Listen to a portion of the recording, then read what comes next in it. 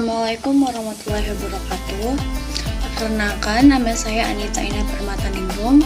Saya ingin menyampaikan tugas UTS mata kuliah Sejarah Peradaban Islam mengenai sejarah Islam pada masa Rasulullah. Sejarah Islam pada masa Rasulullah merupakan suatu fondasi di mana itu nantinya akan membentuk peradaban-peradaban selanjutnya seperti pada masa Khulafaur Rasyidin, kerajaan Islam, serta Islam modern. Peradaban Islam pada masa Rasulullah dimulai dari tahun 610 sampai dengan 632 Masehi. Pada tahun 610 Masehi ini adalah latar belakang di mana awal mula Nabi Muhammad mendapatkan wahyu untuk pertama kali di Gua Hira.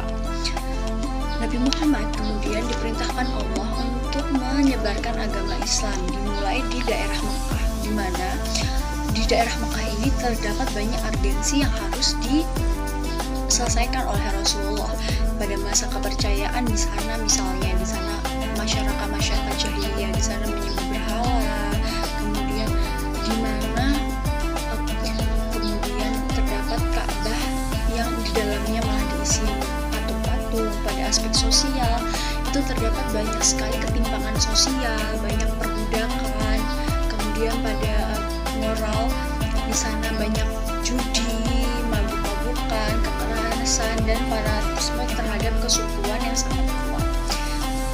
Di sini Islam hadir sebagai fondasi di mana untuk penyelesaian segala aspek yang ada di kota Mekah. Dakwah Nabi Muhammad di kota Mekah dilakukan pertama kali dengan cara sembunyi-sembunyi, di mana banyak sekali pertentangan dari suku asli seperti Quraisy. Di sana mereka suku Quraisy menentang tentang apa yang akan diajarkan oleh Nabi Muhammad, sehingga Nabi Muhammad mengajarkan dakwah Islam secara sembunyi-sembunyi dimulai dari keluarganya sendiri. Pemeluk Islam pertama dalam sejarah dakwah Nabi Muhammad adalah Siti Khadijah, Abu Bakar, dan Ali bin Abi Thalib. Mereka Nabi Muhammad melakukan dakwah secara sembunyi-sembunyi kurang lebih selama 3 tahun.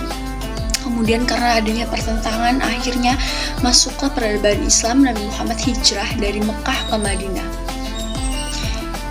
Hijrah dilakukan Rasulullah dengan ditemani oleh Abu Bakar. Kenapa sih Rasulullah itu melakukan hijrah? Yang pertama adalah Rasulullah ditindas oleh kaum Quraisy. Dakwahnya itu stuck di situ, tidak berkembang. Karena apa? Karena Rasulullah melakukan dakwah secara sembunyi-sembunyi. Kemudian sangat banyaknya pendukung Nabi Muhammad di Madinah, sehingga itulah yang melatar belakangi Rasulullah melakukan hijrah dari Mekah ke Madinah. Nabi Muhammad melakukan hijrah ke Madinah pada tahun 622 sampai dengan 632 Masehi.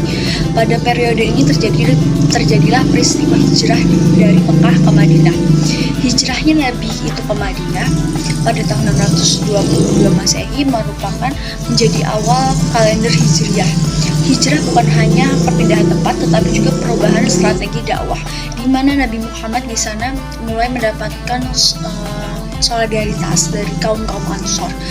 Mereka mau untuk mengikuti dakwah Nabi Muhammad.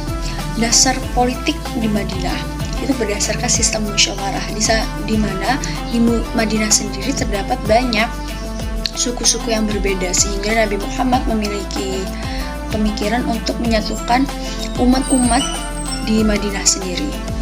Bagaimana cara menyatukan umat-umat di sana? Adalah dengan membentuk Piagam Madinah. Piagam Madinah itu apa? Piagam Madinah merupakan konstitusi Islam pertama. Isi utama dari Piagam Madinah merupakan persatuan antara umat Islam dan Muslim, kebebasan beragama, kerjasama dalam menjaga keamanan, dan penegakan hukum dan keadilan. Bagaimana maksudnya ini ya teman-teman ya? Piagam Madinah merupakan perjanjian tertulis di antara Muslimin, Yahudi, suku-suku agama lain dalam Madinah untuk hidup secara damai. Tujuannya untuk apa? Tujuannya untuk menjamin hak dan kewajiban dan menjamin kebebasan. Terjalinnya persatuan dari Muhajirin dan Ansor di Piagam Madinah, dan sehingga membentuk pemerintahan Islam pertama di sana, di mana untuk membebaskan keberagaman di Madinah. Kemudian ada nilai yang diambil dari Piagam Madinah. Apa itu? Toleransi dan persatuan itu sangat penting. Kepemimpinan Rasul yang sangat adil dan bijaksana dapat kita tiru dalam kehidupan sehari-hari sekarang, dan adanya musyawarah untuk mengambil keputusan, hidup berdampingan dalam keberagaman. Hal seperti musyawarah sangat ditekankan dalam dakwah Nabi Muhammad. Terima kasih telah mendengarkan apa yang telah saya sampaikan.